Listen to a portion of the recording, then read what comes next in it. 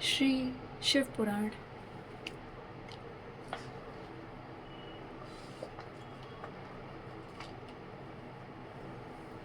उमा सहित भगवान शिव का प्राकट्य, उनके द्वारा अपने रूप का विवेचन तथा ब्रह्मा आदि तीनों देवताओं की एकता का प्रतिपादन।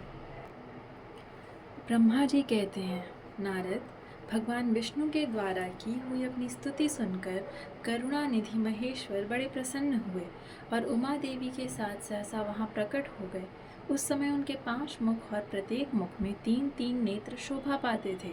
भाल देश में चंद्रमा का मुकुट सुशोभित था। सिर पर जटा धारण किए गौर वर्ण विशाल नेत्र शिव ने अपने संपूर्ण अंगों में विभूति लगा रखी थी। उनके 10 भुजाएं थी, कंठ में नील चिन्ह था। उनके श्री अंग समस्त आभूषणों से विभूषित थे। उन सर्वांग सुंदर शिव के मस्तक भस्ममय त्रिपुंड से अंकित थे। ऐसे विशेषणों से युक्त परमेश्वर महादेव जी को भगवती उमा के साथ उपस्थित देख मैंने और भगवान विष्णु ने पुनः प्रिय वचनों द्वारा उनकी स्तुति की। तब पापहारी करुणा कर भगवान महेश्वर ने प्रसन्नचित्त होकर उन श्री विष्णुदेव को श्वास रूप से वेद का उपदेश दिया। मुने, उनके बाद शिव ने परमात्मा श्री हरि को गूढ़ ज्ञान प्रदान किया। फिर उन परमात्मा ने कृपा करके मुझे भी वह ज्ञान दिया। वेद का ज्ञान प्राप्त करके कृतार्थ हुए भगवान विष्णु ने मेरे साथ हाथ जोड़कर महेश्वर को नमस्कार करके पुनः उनसे पूजन की विधि बताने तथा सदुपदेश देने के लिए प्रार्थना की। ब्रह्मा जी कहते हैं, मुने,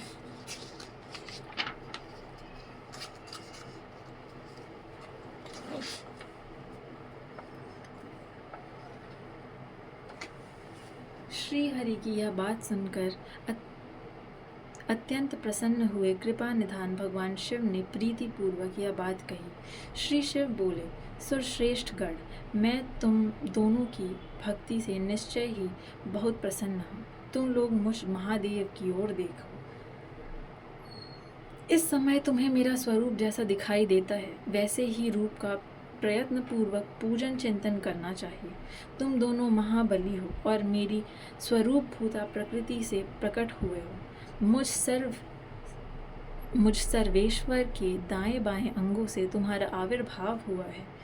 ये लोक पितामह ब्रह्मा मेरे दाहिने पार्श्व से उत्पन्न हुए हैं और तुम विष्णु मुझ परमात्मा के वाम पार्श्व से प्रकट हुए हो। मैं तुम दोनों पर भली भांति प्रसन्न हूँ और तुम्हें मनोवांछित वर देता हूँ। मेरी आज्ञा से तुम दोनों की मुझ में सुदृढ़ भक्ति हो। ब्राह्मण, तुम मेरी आज्ञा का पालन करते हुए जगत की सृष्टि करो और वत्स विष्णु, तुम इस चराचर जगत का पालन करते रहो।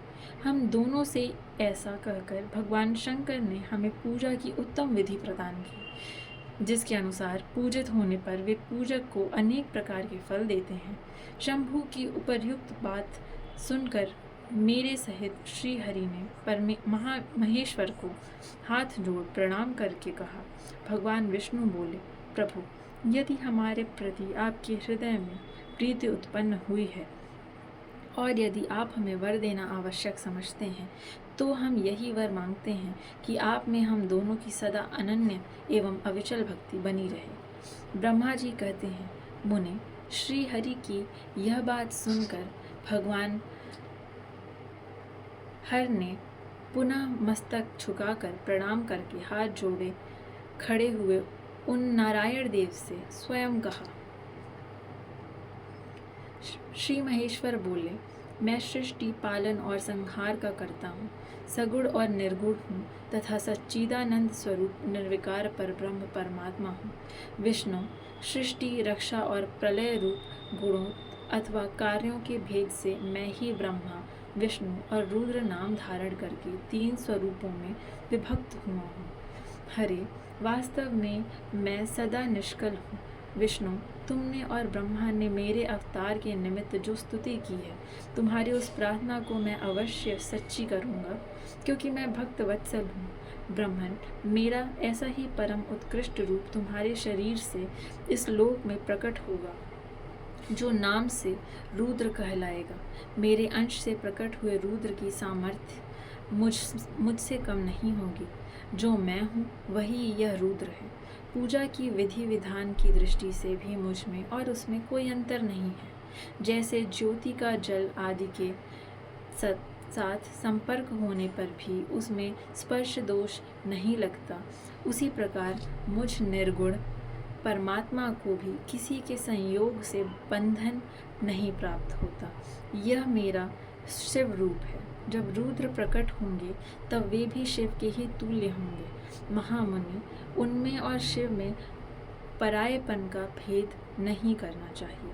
वास्तव में एक ही रूप सब जगत में व्यवहार निर्वाह के लिए दो रूपों में विभक्त हो गया है। अतः शिव और रुद्र में कभी भेद बुद्धि नहीं करनी चाहिए। वास्तव में सारा दृश्य ही मेरे विचार से शिव रूप है। मैं, तुम, ब्रह्मा तथा जो ये रुद्र प्रकट होंगे वे सब के सब एक रूप हैं, इनमें भेद नहीं है। भेद मानने पर अवश्य ही बंधन होगा, तथापि मेरा शिव रूप ही सनातन है। यही सदा सब रूपों का मूलभूत कहा गया है। यह सत्य, ज्ञान और अनंत ब्रह्म है। ऐसा जानकर सदा मन से मेरे यथार्थ स्वरूप का दर्शन करना चाहिए। ब्रह्मन, सुनो, मैं तुम्हें एक गोपनीय बात बता रहा हूँ। मैं स्वयं ब्रह्मा जी की भ्रुकुटी से प्रकट होऊंगा। गुणों में भी मेरा प्राकट्य कहा गया है। जैसा कि लोगों ने कहा है, हर तामस प्रकृति के हैं। वास्तव में उस रूप में अहंकार का वर्णन हुआ है। उस अहंकार को केवल तामस ही नहीं, वैकारिक सात्विक भी समझना चाहिए, क्योंकि सात्विक देवगण वैकारिक अहंकार की ही सृष्टि है। यह तामस और सात्विक आदि भेद केवल नाम मात्र का है, वस्तुतः नहीं है। वास्तव में हर को तामस नहीं कहा जा सकता। ब्रह्मन, इस कारण से तुम्हें ऐसा करना चाहिए। तुम तो इस सृष्टि के निर्माता बनो और श्री हरि इसका पालन करें, तथा मेरे अंश से प्रकट होने वाले जो रुद्र हैं वे इसका प्रलय रख करने वाले होंगे। ये जो उमा नाम से विख्यात परमेश्वरी प्रकृति देवी हैं, इन्हीं की शक्तिभूता वाग देवी ब्रह्मा जी का सेवन करेंगी।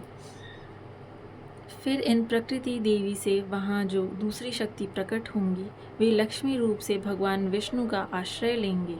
तदनंतर पुनः काली नाम से जो तीसरी शक्ति प्रकट होंगी वे निश्चय ही मेरे अंशभूत रुद्रदेव को प्राप्त होंगी।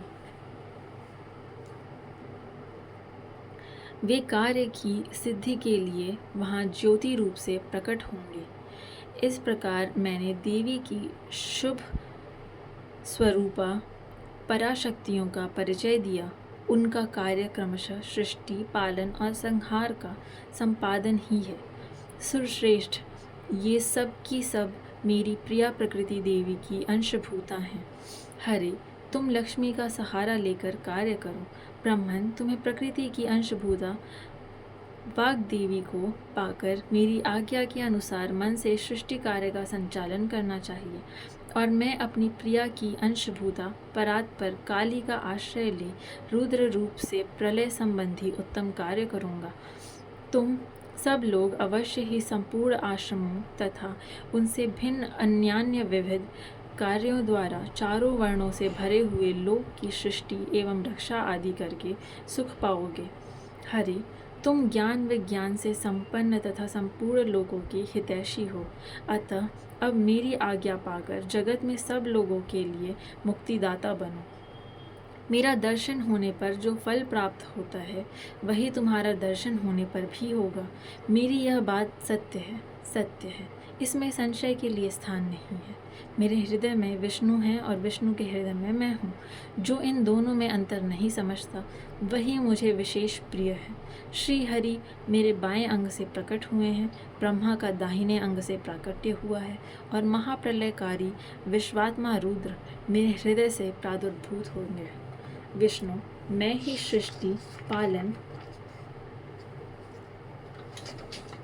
और संहार करने वाले रज आदि त्रिविध गुणों द्वारा ब्रह्मा, विष्णु और रुद्र नाम से प्रसिद्ध हो 3 रूपों में पृथक पृथक प्रकट होता हूँ।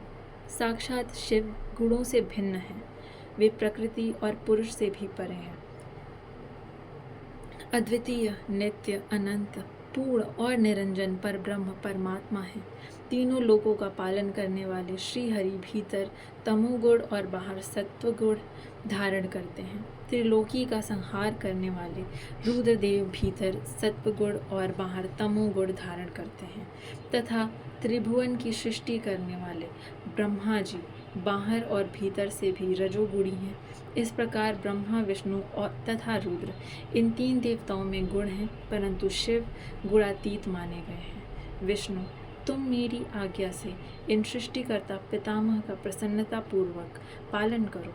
ऐसा करने से तीनों लोकों में पूजनीय होंगे। अध्याय समाप्त।